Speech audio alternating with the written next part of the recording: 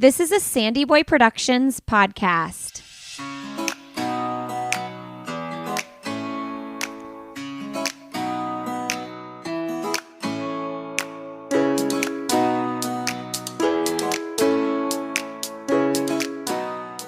Hey everybody, welcome to Why Is Everyone Yelling with Lindsay Hine. I'm your host, Lindsay. Thanks so much for being here today. Today, you are listening to episode 76, and my guest is Julie Leonard. Julie is a pre- and postnatal fitness coach. She has a master's degree in exercise science. She focuses on core and pelvic floor, and she helps people achieve an easier birth and faster postpartum recovery. In this episode, Julie and I talk about how she got into her career, and she gives us some great advice on strength work and core work. And she has a wild story about the birth of one of her kids that she tells us about in this episode. This is super fun and casual and educational. You're going to learn a lot in this episode. Find Julie on social media, friends. She's Strong Body, Strong Mama, M-A-M-A, on Instagram, and let her know what you think of this episode. If you do enjoy this podcast and this episode, leave us a quick rating and review on iTunes or wherever you're listening. That is a huge help in spreading the word and getting new listeners on to know about the show. So we really appreciate it when you do that. It means so much. I love this most recent review. Great parenting resource. Lindsay Hine has guests on to cover a wide range of parenting topics. Of course, not every episode speaks to my situation and child ages, so I skip some episodes, but many have been incredibly helpful and thought-provoking. Okay, I love the honesty there, and I love the 5 stars. That's from D. Coster. Thank you, D. Coster. Friends, those ratings and reviews, that is the easiest, freest, best way you can support this podcast. So head over and make that happen. I check them every day, even though I don't see new ones every day. So when it goes up and I see a new one come in, it makes me really excited. All right, friends, cool. Well, you enjoy my conversation with Julie Leonard. All right. Well, today on Why Is Everyone Yelling, we have Julie Leonard on the show. Welcome to the show, Julie. Thank you. Happy to be here. Yes, super excited to talk to you. I think, a lot of our listeners are probably walking through postpartum life or possibly going through pregnancy right now. And we have some really important information to share with the listeners today. Yeah, I'm excited. I'm super passionate about this stuff, so I'm excited. It's so good. Okay, so first of all, though, tell us where you're from, because I can hear the accent and I know a little bit of the story. Yes, so I am from Quebec City, Canada. So yes, my first language is French. I actually didn't learn English until, I learned it a little bit in high school, basic stuff. And then I went on to college in the States, where I was recruited to swim in college. So that's really where I learned English. So I went to college in the States and then met my husband. And then, now we're here 3 kids later. So. Oh my gosh. Okay, wait. Okay, so where do you all live now? So we're in Columbus, Ohio right now. We've moved around quite a bit, live in different cities in the States, but we've been here for 6 years now. Okay, so I want to start with the competitive swimming though, because I love talking to parents, I love talking to other parents who were competitive athletes themselves, and then like how they think parenting, played into that, and as well as how you will parent your own kids as far as athletics go and things like that. So were you a multi-sport athlete growing up, and when did swimming become your main sport? I was not. Swimming was really my sport from an early age. So I started competitively swimming at about 10 years old.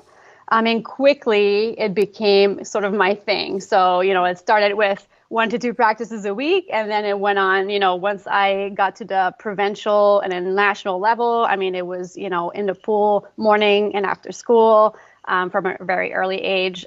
Swimming was wonderful for me. I loved swimming. It was truly my life. I had great coaches along the way that taught me so much. You know how it is with sports. You learn so many good lessons in sports. And then it allowed me to come to the States, learn English, and swim in college, get a scholarship, so I'm super thankful for the journey. But yeah, it taught me so much. And now that I have 3 kids of my own, it's interesting because my kids are not super athletic right now, which is fine. They're all different, but I'm not very pushy. I want them to experience different things and try different things to find what they like, what they enjoy. One thing, I am thankful for the swimming and being very focused on just swimming for a long time, but I think there's really benefit to trying different things and learning different skills, right? So yeah, for example, my son right now is into jujitsu and he did some soccer, and my girls are doing gymnastics and dance, and I want them to explore everything and just enjoy it and find maybe one thing that they like if they want to, and keep pursuing that. I love that. I love all of that because what I hear a lot from, I also have a podcast for runners and I interview a lot of like Olympic athletes and people that are just running at a really high level. And I hear from a lot of them that they were multi-sport athletes and they didn't like get laser focused on running until maybe their high school years. But it sounds like even though you want to kind of bring that to your kid's life, you didn't have a negative experience just focusing on swimming. So, I mean, I just think it's good to highlight that. Like, yes, I think the majority of people probably is good to let your kids try out like all these different things and not just focus on one thing. But I just find it refreshing that you're like, it wasn't a bad thing. No, it wasn't a bad thing. But looking back, I wasn't allowed or I wasn't supposed to go snowboarding or skiing because of the risk of injuries and, that kind of thing. So it just kept me from trying other things. That's what I mean. Like, I wish I would have explored a little bit more and be able to do other things. But I was so focused on I'm swimming. I can't get injured. I have this meet, this whatever. Yeah, so I just wish that I could have done a little bit more, and I want that for my kids. I want them to be able to explore other things. And then your point about running, I think running and swimming are a little bit different in that running is, very high impact on the ground. Swimming is obviously in the water. You're not upright against gravity. So there's a difference, I think, when you specialize in running really, really, really early on. I think, you might encounter injuries and other things that swimming you might not until later on. Does that make sense? Yeah. Oh, for sure. I mean, gosh, swimming is like every runner, if you are injured or you're like prone to injury, get in the pool. It is like so low impact, so full body.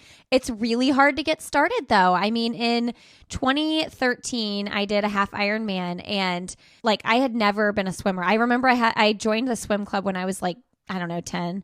And I was always in the slowest lane. It was so hard for me. So I only did it for like a year and I just never really learned swimming techniques. So to teach myself that and to like, I mean, I would watch videos and all these things to try to figure out like how to pull better. And it's really difficult to do. And it's really intimidating. Like you get in the pool and even if you're just going to like your local YMCA, people look intense and you're like, whoa, what am I supposed to, and you don't want to share a lane with anybody because you'll be too slow. And so I get that barrier is intimidating, but man, it is such a great cross-training tool.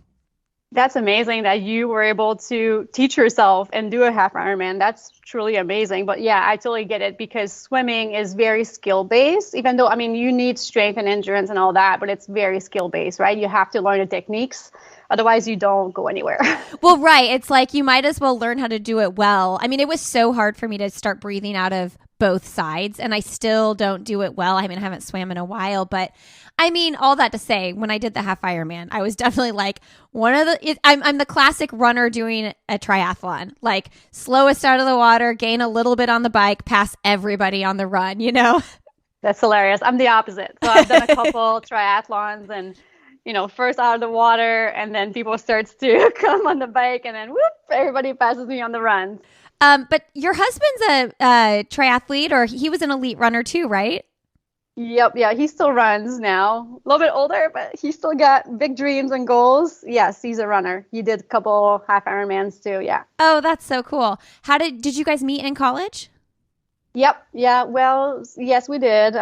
He graduated just after graduation. met him. He was on the track team, the cross country team, and I was on the swim team. And we sort of hit it off, and yeah, and here we are, 3 kids later. Yeah.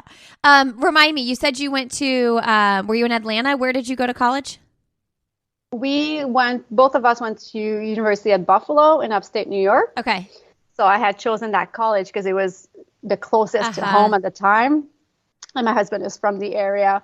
But yeah, we've moved. We lived in Atlanta for a while, Chicago, and Columbus. Okay, cool. Well, tell us a little bit about your background in exercise science pre this postpartum during pregnancy work that you do now. What got you interested into exercise science? Just my athletic background, the swimming, really, just being an athlete. I thought I was going to become a physical therapist until I went through my own knee surgery and rehab process. And I was like, maybe this is not for me. I just really like training people, strength, coaching. So I have a bachelor's degree in exercise science, and then I sticked around and did a master's as well. Great experience at my school. They hired me to teach when I was in my master's program. So I taught classes to the undergrads. It was awesome. And then I had my kids, and that opened my eyes to all the things that I didn't know, like the pelvic floor, the core. Literally never talked about this in my classes in college. So I knew that after going through my own birth and postpartum experiences, this is something I wanted to do.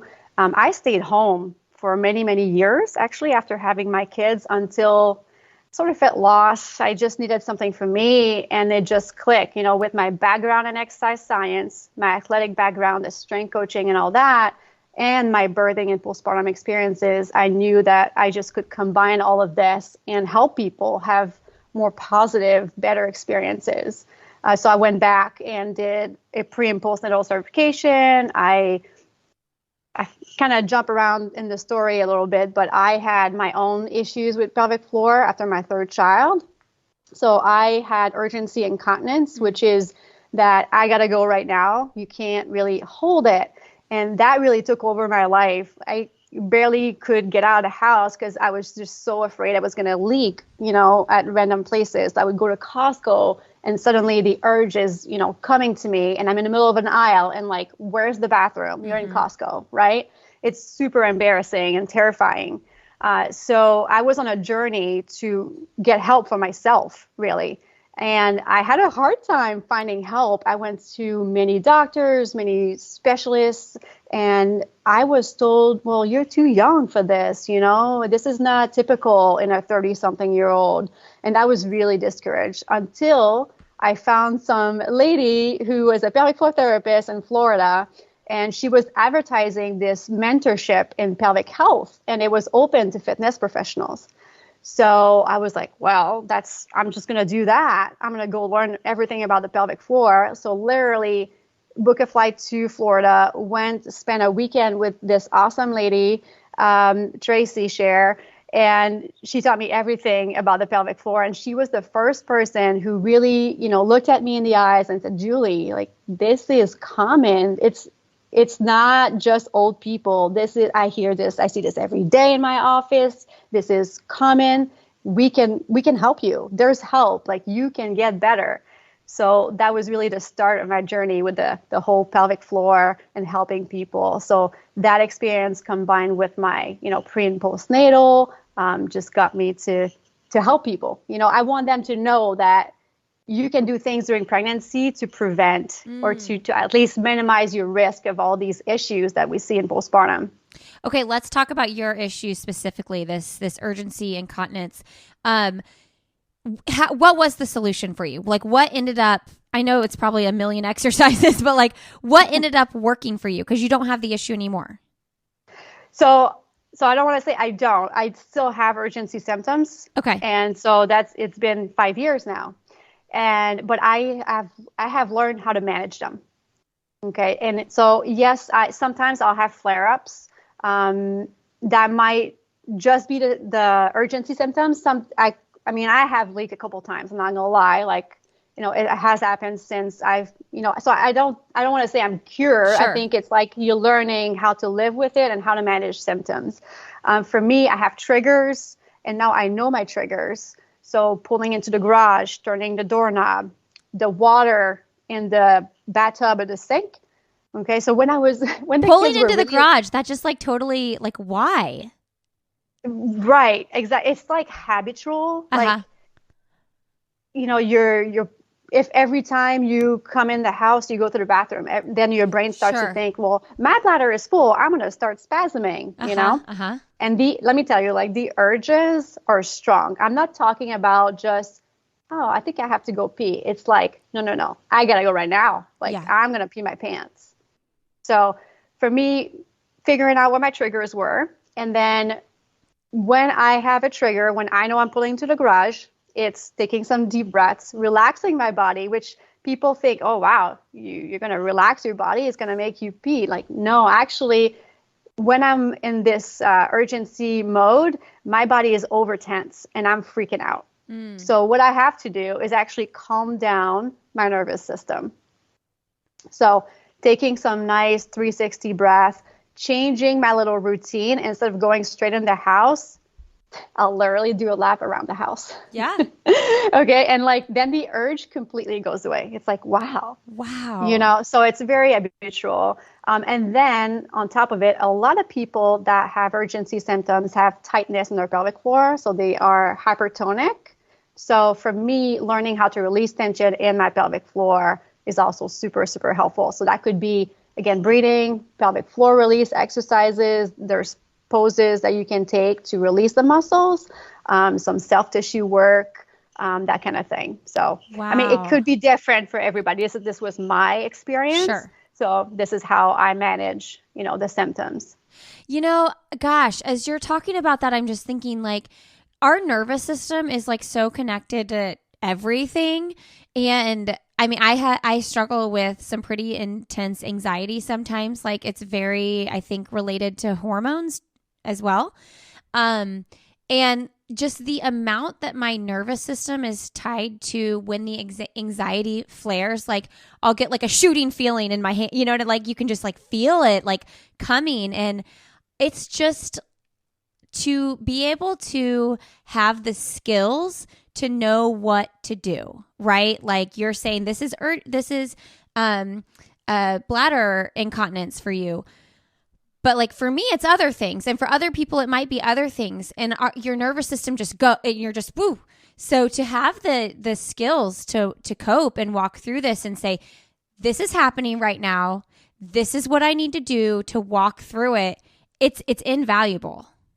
Mm-hmm. Yeah, totally agree. I mean, yeah, I couldn't agree more. And I teach people how to do this in pregnancy to prep for birth too, because you can use these skills during labor to cope, right? So like you're saying, calming the nervous system to let your body relax in labor so it can do what it's supposed to do. Because when we're like all tense up, it makes things worse. When you're all tense up, you actually feel more pain. Your perception of pain is greater. Yeah. So yeah, it is so powerful to learn how to calm down. And being an athlete for all these years, like I always was like, yoga, I don't like that. I don't want to sit there and just breathe. Nobody wants to. Totally. You know what I mean? But, for me, I have found that the pelvic floor release exercises are sort of my meditation, like during my relaxation. I feel like a little bit more productive. I'm holding, a certain stretch or a pose that's relaxing my pelvic floor, and I incorporate the breathing with it, which calms my nervous system. And to me, that's my meditation. So I guess you just have to find what works for you, It's so strange. And I know I'm relating this back to my anxiety. It's a little bit different topic, but I don't know why we're so resistant too. Like we know it'll help and we know it'll be better if we work on these strategies, whatever the issue may be, but we're resistant. I don't know if it's because of the work or we're nervous it won't really help, but man, the human mind. I think we're just go all the time. We have so much on our plates. We, do so many activities. We're always busy going from one thing to the other. Yeah, so it's hard for our brains to just actually stop for a minute and breathe. Hey friends, a quick break here. Did you know that I am a running coach and I have training plans for sale on my website, lindsayhine.com? I've actually been running marathons for, oh my gosh, way too many years. I've been a runner since I was 15. I've run 17 marathons and coached over 100 athletes to run their first 5K, half marathon, Boston qualifier, so many fun goals that I've walked beside people with to help them meet. So I do coach one-on-one, but I also do have training plans. So I have 5K training plans, half marathon training plans, and marathon training plans from beginner to advanced on my website. And I would just love for you to check them out. If you've got a goal or a marathon or a half marathon you are looking to complete, these plans come with pace charts and detailed schedules, as well as pre and post run stretching and strength videos. They were such a fun project to work on, and I just put my years of experience and knowledge into them. So they're a pretty conservative approach as well. I feel very strongly that running a half marathon or a marathon should not take over your life. You have lots of other things going on. So I wrote them with a fairly conservative approach. And I always say, if there's a day you need to take off, just take one of those easy days off the schedule and cater it to your life and your plan. So go to lindsayhine.com and you can check out those training plans on the training plan and coaching tab. And if you are interested in coaching and you want coached for a half marathon, whatever it is, I'd be happy to help you out too. My email's lindsay@sandyboyproductions.com and you can contact me there. All right, friends, enjoy the rest of my conversation with Julie Leonard.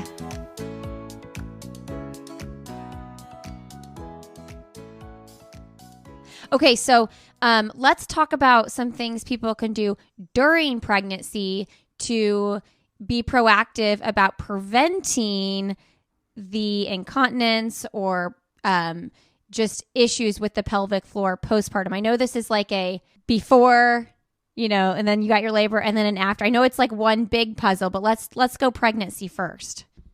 I love that, first of all, because I think there's so much emphasis on postpartum, which, is great and needed, but I think it's lacking in the pregnancy side. And the thing is, if you work on these things during pregnancy, like you said, you can reduce your risk, minimize the problems for birth and postpartum. So things that you can do, you can start learning about your body. I think education is huge. Unfortunately, generic birth classes are not really teaching you core pelvic floor information. And like I said, with a bachelor and a master's degree in exercise science, I have never learned about the pelvic floor. That's Even insane. People in med school barely learn about the pelvic floor. So that's the first thing. I think educating yourself, learning about what is the pelvic floor, right? What does it do?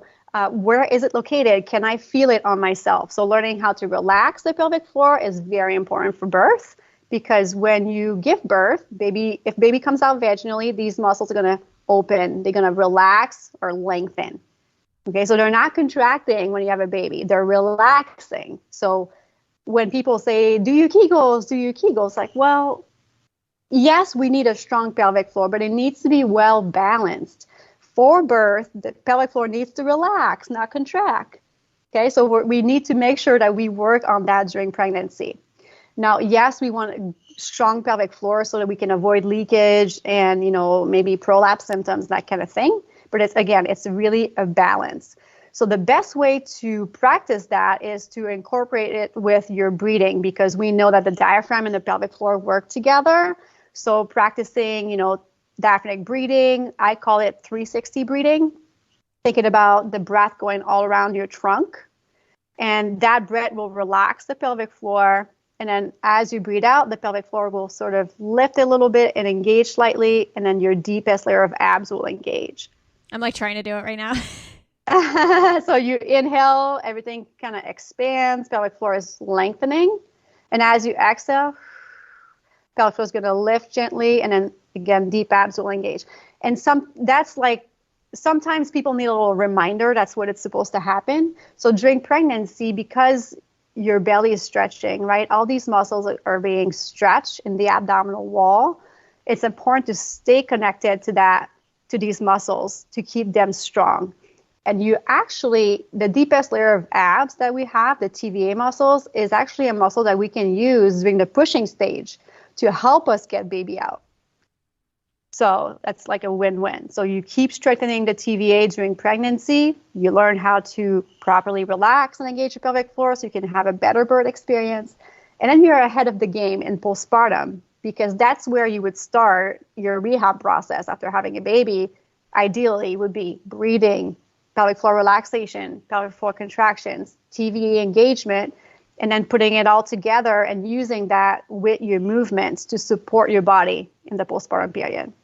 Okay, so let's talk about appropriate ab strengthening moves to do when pregnant. I mean, so my first baby was 2012, and I cannot believe how much more information is out there now compared to then. And I mean, part of that is we didn't really have, I mean, we barely had Instagram then, you know, and there's a lot of resources like what you're putting out there that are easy to digest, easy to understand. And I know you have programs that people can purchase, but like there's a lot of good free information out there too, that I didn't know to look for at that point. Right. And I remember people being like, yeah, you're not supposed to do crunches when you're pregnant. And I mostly just kept running and that's it. But tell us, like, what are some myths and then what are some like good strengthening exercises we can do while we're pregnant? And does that change throughout the trimesters? Yeah, so there's not really, do this, don't do this. I mean, yes, I don't really recommend crunches and sit-ups because one, you have a bowling ball in front of your belly and it's uncomfortable. And the linea alba, which is a connective tissue that runs between your six-pack abs, that's going to get stretched and thinned out during pregnancy. That's what we consider, ab separation, diastasis recti, which is completely normal because we're growing a baby. So when we're doing, a bunch of crunches and sit-ups, it puts a lot of pressure on that tissue that's already weakened or thinned out. So I advise, after the first trimester, it's probably a good idea to start modifying these exercises. But you can really turn any exercise into a core exercise if you truly work on the breathing that I mentioned before.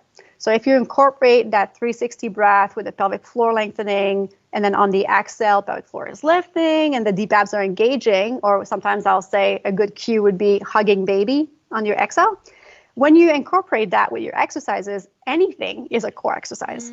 Like your squat, your deadlift, like it could be anything. Now, one thing to be mindful about is remember tension to task. We want to make sure that we give just enough tension appropriate for the task at hand. So, if you're lifting a couch, that engagement is going to be stronger. If I'm just doing, I don't know, picking up a pencil from the ground, like it's not going to be a whole lot of engagement, because if we overdo it, if we over tense, then that's not necessarily a good thing. We can create tension in different areas, which is not good. I think about that often now, even like, cause I strength train usually like 2 or 3 times a week. And I'm like, slow your roll and like pay attention to what's happening with your abs right now. Like when you're squatting, like, because if you do just like let it all hang out and you're not really engaging or focusing, like you're getting a lot less out of it. But yes, I agree. But it's important to actually, the whole like let it hang out is actually really important part of strengthening. So if we're always, contracting these muscles, they're not going to get stronger.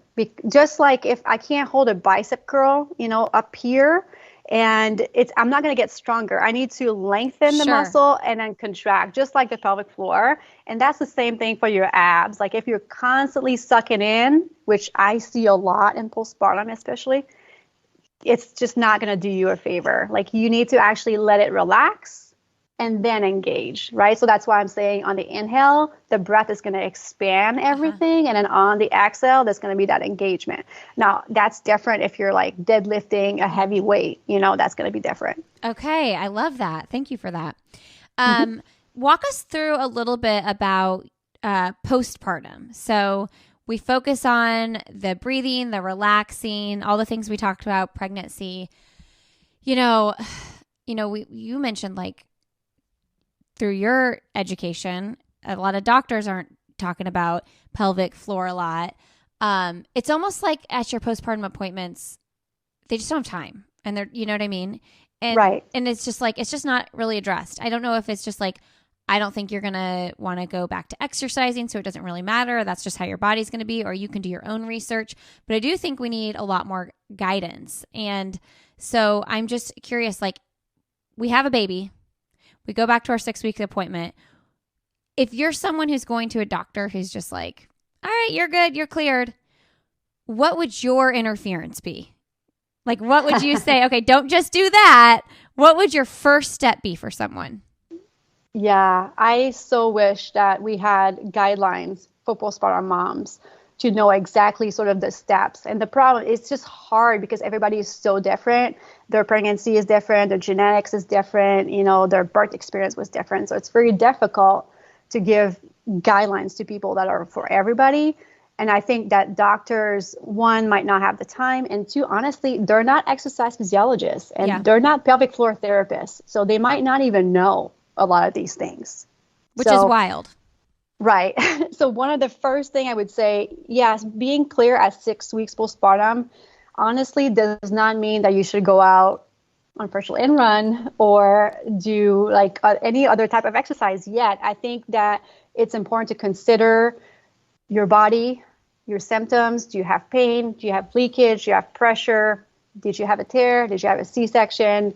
And then start rehabbing your body. I'm a firm believer that everybody, no matter what type of birth you had, you should spend some time rehabbing your body. Even if birth was, quote unquote, easy or, unmedicated and there's no thing, it really doesn't matter to me because you carried a baby for 9 months. There was added pressure on the pelvic floor for 9 months. Mm-hmm. Your abs were stretched, right? That's normal.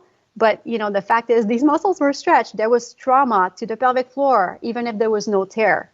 So I think it's important to spend the time rehabbing. And that could be, depending on the case of the person, it could be 2-3 weeks and it could be up to like months of rehab work. I think this should be the norm, starting with breathing. And like you said, the pelvic floor release, pelvic floor contraction, reconnecting the brain with these muscles that you have lost a little bit of connection because everything was stretched. We need to reconnect and then strengthen, and then let's go back to our activities. So what are ways we can connect and strengthen? So, same thing that I said with the breathing. It starts with the breathing, and it's gentle rehab exercises. So incorporating the breath and the deep core engagement with movement. So let's say you're on the couch nursing baby. You get up from the couch, you're holding baby. You would exhale, lift pelvic floor, engage your deep abs, and then stand up as you're exhaling.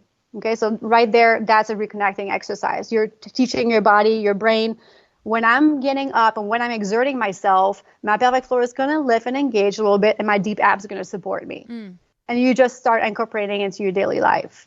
And then obviously there's, rehab exercises that you can do, core exercises. You start more gentle, learn how to manage the pressure because it's a pressure system. So you learn how to manage this pressure inside your belly. And then you just progress to harder and harder exercises. So that might look like on your back to begin with, but then we need to get you off your back because real life does not happen on your back. You want to be running? Okay, so we're going to have to go through a progression of exercise that are harder and that get you up against gravity. And then we're going to strengthen your body because, you lose some strength during pregnancy. We all do. And then we're going to do some single leg work. And then we're going to reintroduce impact and make sure that your pelvic floor is doing what it's supposed to do, right? Make sure that you're not leaking. And if you are, how can we troubleshoot to get rid of this leaking? So I'm not saying like to not go running until you're completely leak free and all that, but I do think people would benefit from winning a little bit. Yeah.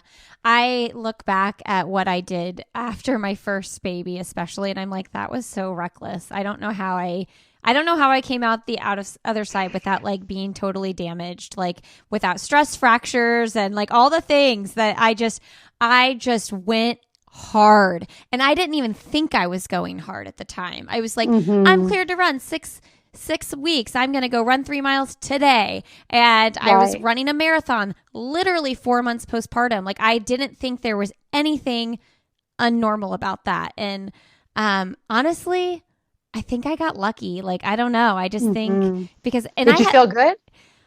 I don't remember. Honestly, like Yeah. looking back now, I probably didn't, but Right. it almost feels like a different world now with like three extra kids on top of that one kid, and just be, you know what I mean? It's like you don't know what you don't know, and Yeah. I think I got out unscathed, and it was a very small percentage that I could have done that, and somehow I did. And I had a C-section with my first baby as well, so maybe that was why, because I didn't have the pushing out of the baby. And I, by the way, I know you had a VBAC. I had 3 VBACs. So, Yeah. yeah, it's kind of a cool thing because I remember when I decided to have the C-section, it was scheduled. It was not emergency like yours, but I had a breech baby and I had to do a C-section. So, I remember my doctor saying like, how many kids do you want to have? And I thought, I want to have a bigger family, I think. And she said, it's okay. I mean, I've done several VBACs on people that have multiple kids, but like once you get to like maybe 5, it's kind of getting a little, you know. Right. So anyway, I was able to VBAC 3 times, and I'm really thankful for that. And I'm really thankful that, you know, the C-section was not that big of a deal and everything was good. But tell us a little bit about your experience having the emergency C-section. And then did you do 2 VBACs? Yep. So I had 2 VBACs after the emergency C-section, which I actually had a breech baby as well. Oh, you did? Is that why it was yeah. emergency? No, well, not really. Yes and no. So what happened is I was 36 weeks and my water broke in the middle of the night, and you know, we're like, oh, is this it? Yeah, I guess this is it. Yeah, that's early. I guess, you know, we're gonna head to the hospital, which is like 5 minutes down the road. My husband is like, I'm gonna take a shower, you know, of course. So he goes in the shower, and I'm in the bathroom, and literally contractions started, Oh my and they gosh. were a minute, you know, long and 2 minutes apart. Like they just were so intense. I couldn't talk. And I look at myself in the mirror, you know, I can still picture that moment. And I was just like, oh my God, if this is truly what is going to get worse, like, I'm not going to make it. This is like really intense. So I tell him to get out. I was like, we need to go right now. Something is wrong. Like, Yeah. this is so intense. So we make our way to the hospital 5 minutes down the road, and I'm telling him to like burn the red lights. I'm like, you are not stopping. He's like, no, no, no. I'm like, no, you go. And so we show up, and, you know, I'm having a lot of contraction. They're very intense. They put me in a room, and the nurse is like, check me. And, oh, I feel a foot. Oh, shit. His foot is out. You're fully dilated. Like, this baby is coming out. So this was literally within an hour, like, of the whole thing happening. Wow. So, you know, it was really not textbook, right? They tell you that first-time moms will labor for, I don't know, 18 to 24 hours. So for me, I mean, everything happened so quickly, and it was so intense that there was really no relief. And I was just so confused, you know, why is this happening? Why is this so painful? What, you know? And so when they found that he was breached and the foot was coming out, it was not a hospital supportive of having a breech baby born vaginally. So they're pressing the emergency buttons, you know, people are coming in the room and they're freaking out and yelling, and it was just really chaotic. Oh, and meanwhile, you know, I'm on the bed and like there's no pain meds, right? I'm like having intense contraction. They're making me sign all these papers. I can't even read. Like I was signing, you know, scribbling over the papers. And the doctor wasn't there. There was I don't know why, but there was like no OB there. There was like no doctor that could do a C-section, an emergency C-section at the time. So they wheel me into the OR, and they're like, the anesthesiologist is not here, and I'm just asking for pain medication. And they strap me down on, you know, like when you do a C-section, I guess they strap your arms down, right? And I remember having these belts going sort of, I guess, around my belly.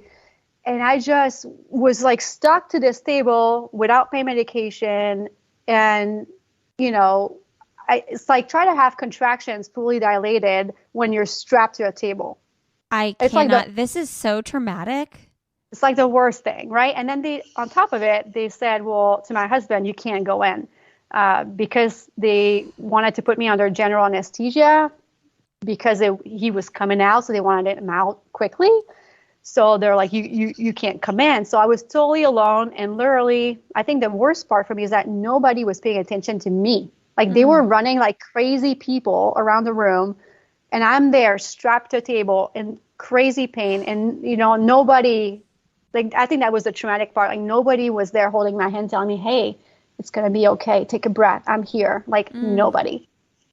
So this story kind of gets me sometime talking about it. Makes me want to it makes me want to cry. I cannot imagine. Oh, thank you. I've been doing a lot of work, to try to heal from the whole experience. But like the last thought that I had before they put the gas on me was, it's okay. This baby is going to be okay. You're going to die, but this baby is going to be okay. You thought that? And so, yeah, like in the moment, I thought I was dying. Yeah, literally. And I think that's the trauma right there. Like when someone experiences, just you feel like you're not going to make it. Like that's really traumatic. And afterwards, for a while, I was questioning myself, like, oh, should you really feel traumatized? Like maybe so it wasn't a big of a deal. Like, why are you making such a big deal out of it? But now 9 years later, like my trauma is valid. And whatever, people listening, if you've had trauma, whatever that looks like for you, even if to others it doesn't seem like it was crazy trauma or whatever, it is still trauma to you, right? And it is valid and your emotions are valid. And I think it's important to maybe reach out for help. Talking about your experience and just have your feelings validated can really help a lot. So anyways, I know you said quick story. It was kind of long. But I am in shock that happened to you. I knew that you had a traumatic birth experience. I did not know it was that traumatic. What happened though? Like you said the OB wasn't there. The anesthesiologist wasn't there. Like they couldn't wait that long. Did they just get someone in on emergency like quickly? I mean, but it was emergency. Like this has to happen now. Right. And looking back, was it really that of an emergency? If he was truly coming out, why could I not just Could they have birth? just go ahead and rolled their sleeves up and delivered it that way? Right. But anyways, yes. So the hospital, there was a hospitalist. I don't know if I'm saying that word right. Hospitalist. Yeah, I know what you mean. So they called this person who, so she came in and did the surgery. Which is scary because it's like, I mean, if you could hand select someone to cut you open and do a C-section, you want it to be the person that does that on a regular basis for their job. She actually had a background in OB, I think. So that's good. It worked out. She Yeah. actually she did a great job, and she came to visit me afterwards when I was recovering, and she did a great job, and she was very nice. So I'm thankful for that. But yeah, quite the experience. Yeah, my doctor, the person on call who was the OB that didn't show up on time, showed up like afterwards. My husband told me he showed up in flip-flops and shorts, and he was like, "Oh, baby is born." Oh my gosh.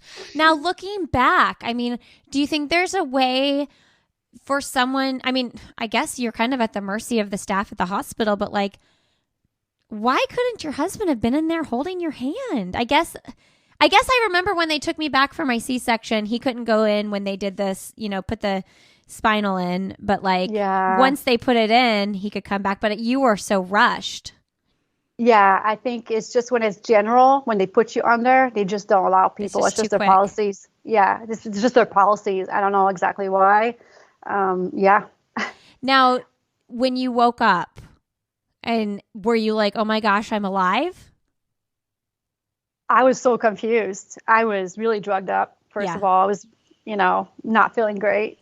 And woke up, baby was not, they took my son, to wherever they took him. And I woke up, I was so confused, like what just happened, and a couple hours later, I guess my husband brought him to me, and this is really sad because like the first moment that I saw him, you imagine like this wonderful bonding moment, but I was just so drugged up and so confused and so much pain that I actually pushed him away, and I was like, no, not right now. Like I was sort of, I think I was in shock, really.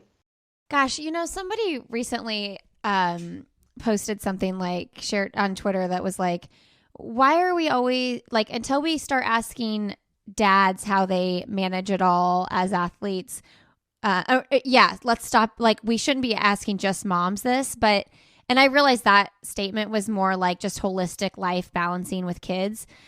But like hearing stories like this, it's like, no, it is different. Like, birth can be like, the trauma that you experience from that birth is not just like, oh, the 6 months postpartum. Like, you're still walking through this and like figuring this out emotionally. So like, yes, men can go through trauma too with birth experiences, but it is just different when it is your physical body that has birthed a human.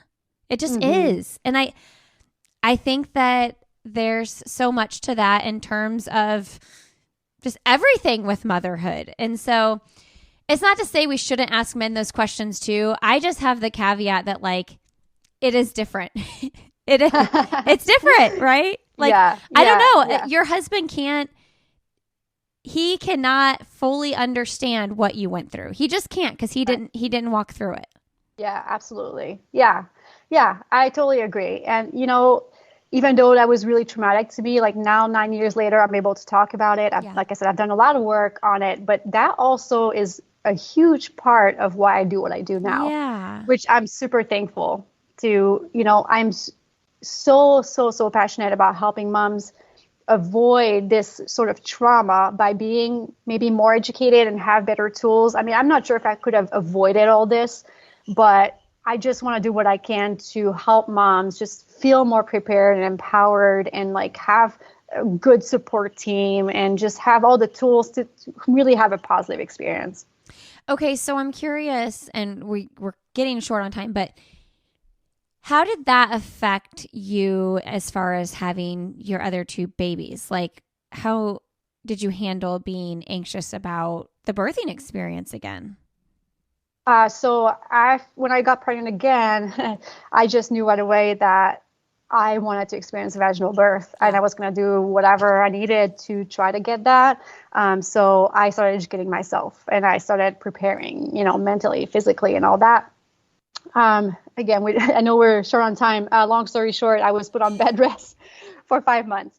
So my physical preparation went out the window. So really what I did is educate myself and prepare mentally for, the rest of my pregnancy. And I knew from my research and everything that I knew with my education that trying to have a VBAC and trying to have it unmedicated was going to be my best shot at having a VBAC. So that's what I did, really. So I decided I was going to, prepare my mind, and I had my VBAC, and it was difficult because I was really weak physically. Because you'd been on bed rest for 5 months, man. Yeah. Did you have preeclampsia? Why were you on bed rest? No. So they discovered, so I probably had it with my first, that's why he was early probably. I had a very short cervix. Okay. That starts, it's called funneling. So basically you start dilating really early on. So my cervix was completely effaced by the time I was 19 weeks. Wow. So, I was, I don't know, a couple of centimeters dilated for a long time. So you're just more at risk for preterm labor. Sure. So back then they recommended bed rest because they don't know what else to do. Really, just, other than a cerclage, which is when they put a stitch to close your cervix. But the cervix was so far gone, there was nothing to stitch. So the only thing they could think of is like, well, you're just going to have to lay in bed. Wow. Oh my gosh. I remember those late appointments. I was always a late deliverer. Like my last two babies were a full week overdue. And I just remember, like, by the time I got to my last two, I'd be like 38 weeks, and they'd be like, "Do you want me to check you?" And I'd be like, "No, don't even bother," because I was never dilated early. This is like crazy. So do they still do that? Do they still put you on bed rest? No, because you said back then. So the research has, changed, and like bed rest doesn't really do anything other than make the mom weak. They will tell people to take it easy and like, not overdo it kind of thing. And then there's other interventions that they can do, like progesterone and other things like that. But yeah, no, bed rest is not recommended anymore. And actually, my third child, I also had the short cervix, and I was not on bed rest. So I was able to swim, walk, that kind of thing. Oh my gosh, I bet that was a much better experience. Yeah, so that was my second VBAC, and that was so much better because I wasn't weak. I was able to stay active, and I was able to incorporate the core and pelvic floor stuff that I know now, and just the mental prep and everything, which made a huge difference. Okay, last thing I'm going to ask you about before we wrap up with Into Podcast. One of the posts I saw that you write about was like birthing positions. And I know this is like probably way longer than the 1 minute that we have for it, but it's just crazy because all my VBACs, I was like, give me the epidural. I don't care about going natural. That's my life. That's who I am. And so I just, obviously laid on my back, and that's how we delivered. But how did you deliver from a different position? So my first VBAC was on my back. I was like you, I didn't really know anything else. Really. Yeah. My third one, I was really adamant about choosing my position because I was so uncomfortable on my back. Yeah. I was so uncomfortable because I was unmedicated, right? So the third one, I decided to do birthing on the birthing stool. So you're sort of squatting over that stool. So now I know that even with an epidural, you can be in a position like a side lying or even on all fours, and it's freeing the sacrum to move so that you create more space for baby. So when you're on your back, like the sacrum has nowhere to go. Yeah.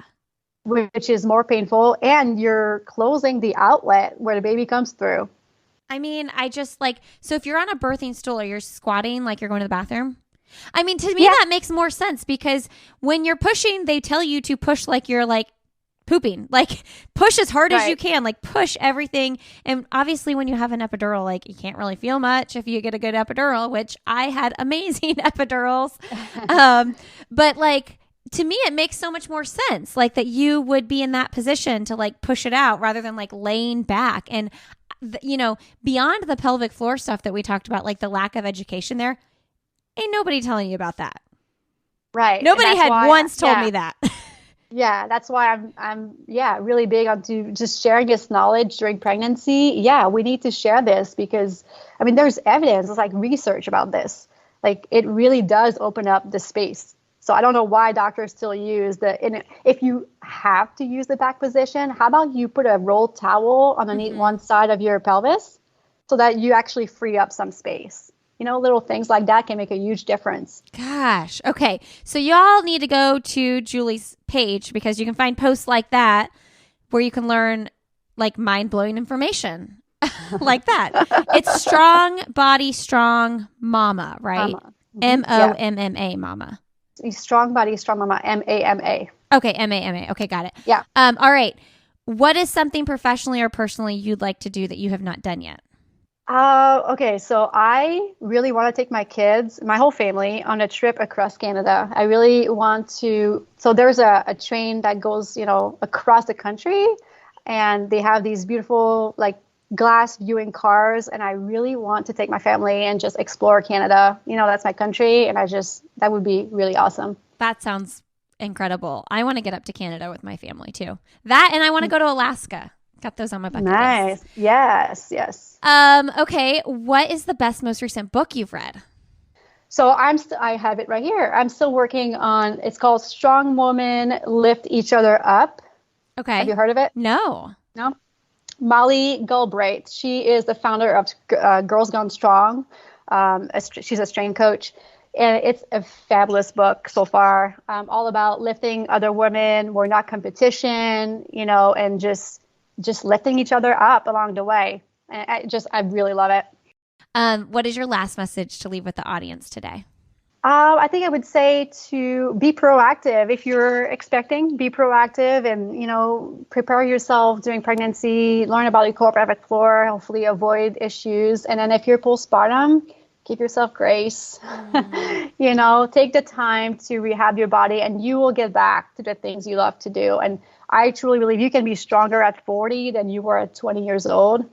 But, let's not just think about bouncing back. Let's just move forward and just support your body, rehab your body, and then get back to the things you love to do. Incredible. Thank you, Julie. You're welcome. Hey, everybody. Thanks so much for being here today. Thank you, Julie, for coming on the podcast. We loved hearing your story. Again, you guys can find Julie on Instagram. She's Strong Body, Strong Mama over there. Go let her know that you enjoyed the episode. When you share this episode on social media or you text it to your friends, you will be entered to win a pair of Gooder sunglasses. Just make sure you take a screenshot and send it to us or tag us on social media. Why is everyone yelling? So we see it and know that you've shared, so we can enter you in to win for the month of March a pair of Gooder sunglasses. All right, friends, I hope you're having the very best day. We so appreciate you joining us here on this podcast, which is part of the Sandy Boy Productions podcast network. Learn more about our network and all of our shows at sandyboyproductions.com. You all have a wonderful rest of your day.